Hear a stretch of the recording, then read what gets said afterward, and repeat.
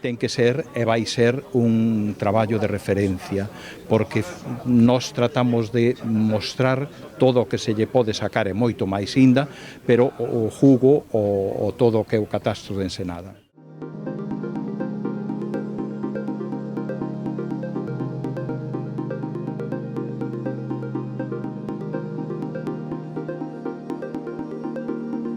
Este catastro pois é bastante minucioso, ten un montón de datos a nivel demográfico, económico e social, e iso permitiu-nos reconstruir como era ese mundo.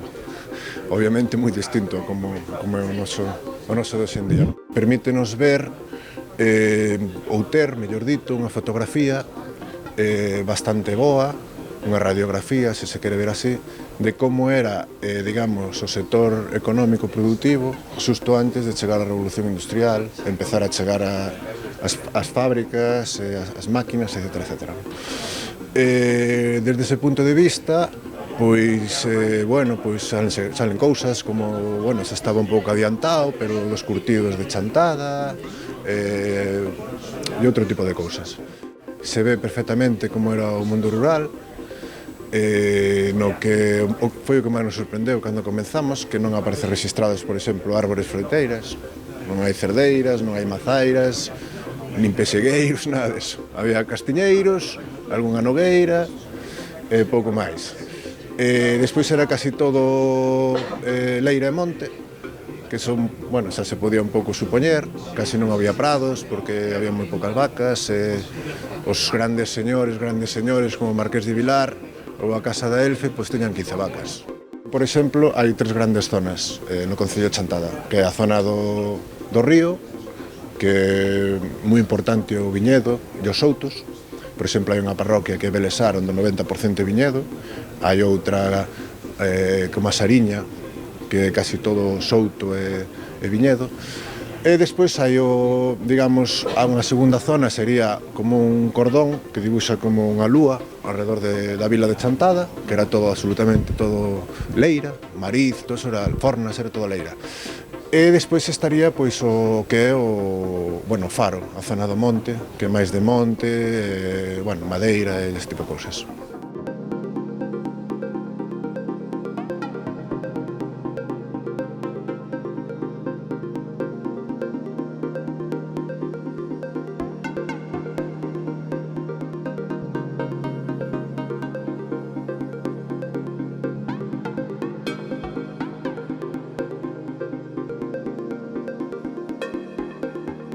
Ser un traballo colaborativo, realmente aportamos todos en todos os campos, pero a mí personalmente sí que a parte que máis me interesa e máis me acaba sempre atraendo é a parte da demografía, non?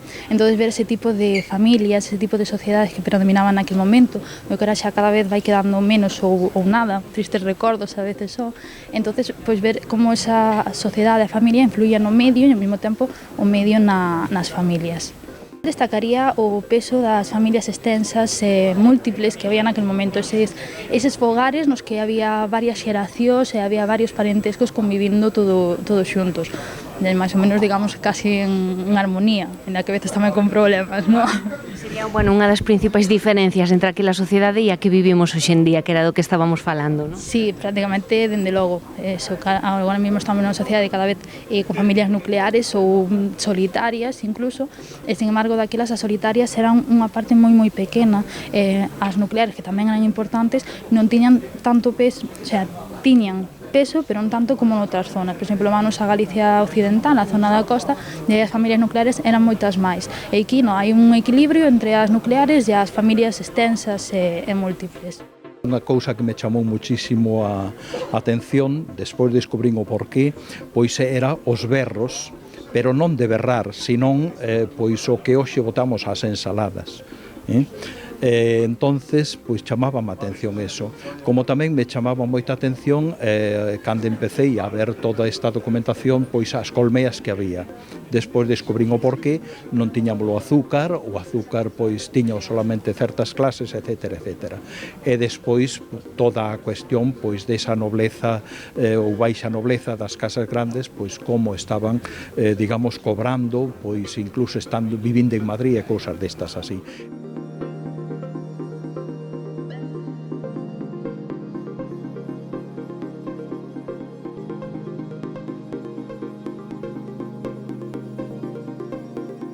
hai unha evolución moi grande, incluso unha das cousas que penso eu que ten importancia o noso traballo é precisamente eso, mostrar no século XVIII como era según o catastro, con toda a información que el ofrece a nosa sociedade que evolucionou o que temos hoxe, aldeas pois despobladas, etcétera, etcétera, aí vese pois moitos dos porqués ou poden sacarse os porqués desde pois todo este estudio.